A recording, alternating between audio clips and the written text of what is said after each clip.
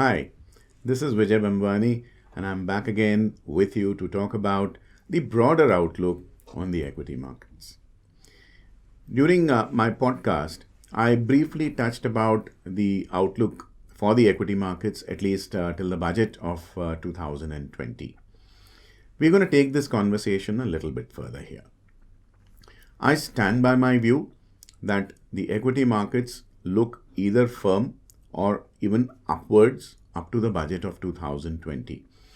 The reasons are not very far to seek.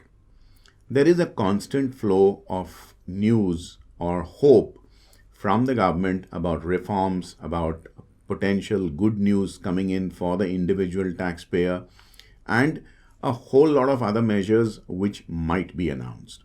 While nothing is crystallized yet, the markets are a sum total of all the sentiments prevalent within traders at any given point in time. And right now, it's hope. And hope is a positive aspect, which is why the equity markets are looking positive as of now. So, the firm thing that people are expecting is after a cut in corporate tax slabs, the next logical step for the Honorable Finance Minister Nirmala Sitharaman would be to liberalize the tax slab for the individual taxpayer.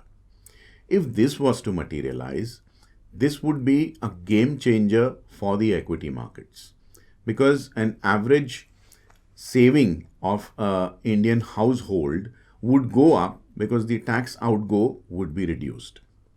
And if at all, the tax slab itself, along with the threshold of the tax coming in, which is currently at approximately 5 lakh rupees, after if you were to add Section ATCC and other benefits that you accrue by way of saving some money in government appointed schemes, even higher.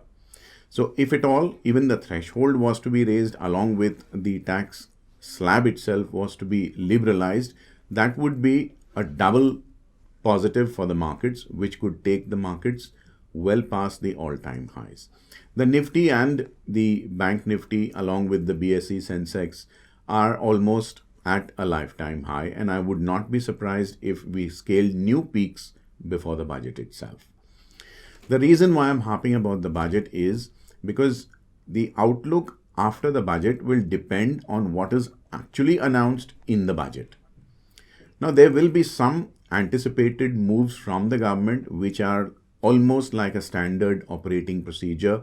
Come any government, whatever party is in power is expected to do this. So, what I would expect is first, higher tax slab on the vice industry. By vice, I mean tobacco, alcohol, pan masala, gutka, junk foods, etc. I would expect even more SOPs for the fertilizer industry because India has a problem of shortage of food. So fertilizers will get even more SOPs. In addition to these, I would expect, like I said, the tax slab to be liberalized for the individual. The other aspect I feel would get more SOPs would be the auto industry, the reason being a tremendous slowdown in the passenger and the commercial vehicle space. Another set of positives that could occur and which typically over the past have occurred would be a boost to the export sector. India will need more foreign exchange. So, my guess is the exporters, who are the net foreign exchange earners for this country, will get even more SOPs. The reason why I said what will be announced in the budget will determine what happens to the market after the budget is that expectations do invariably tend to run far ahead of reality. So maybe an average Indian investor is expecting a little more than what can be delivered. The budget itself will raise the curtain on what we have expected and what we have got vis-a-vis that. So the market outlook beyond the budget needs to be given a fresh look. I'm sure we will come back in the future and discuss this topic after the budget. Now, here again, one needs to be fully prepared as a trader and as an investor. for no matter how slim the possibility of adversity is, one must always keep that door open. So, do be extremely prepared about the fact that certain industries, like the vice industry, for say alcohol, tobacco, junk foods, if you are invested in the stocks of these companies, there might be a possibility that this sector might witness a temporary decline after the budget.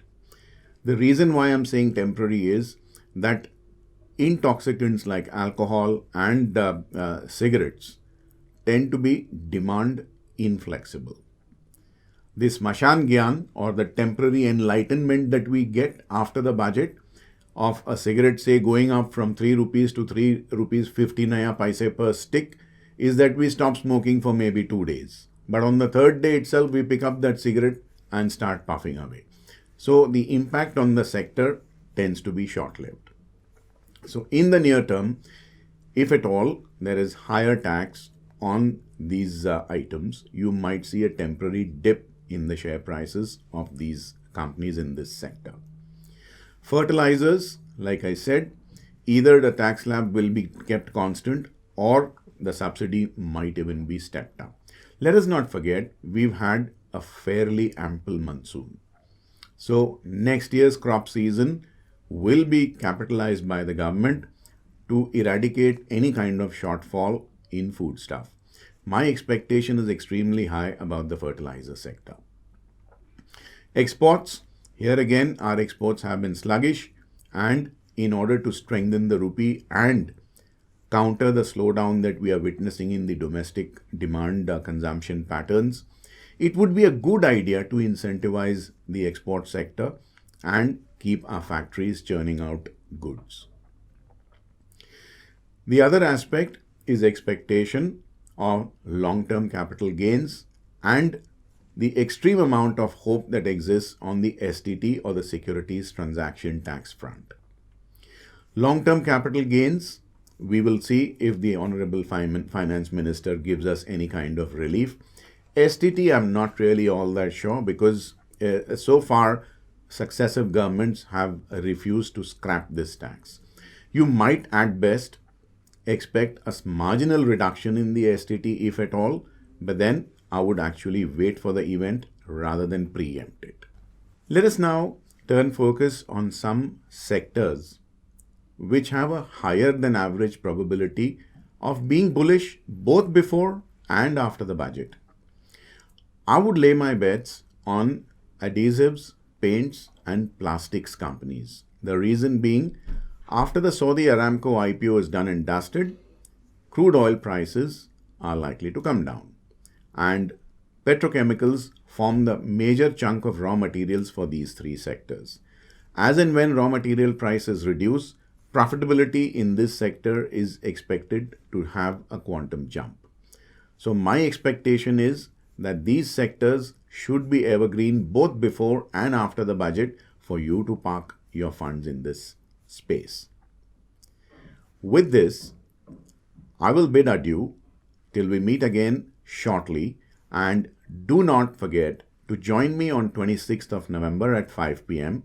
for my summit, where I will take you through the process of how to think in the markets and to generate fast cash, how to take money out of your trading terminal and put it in your pocket. See you there on 26th November, 5 p.m.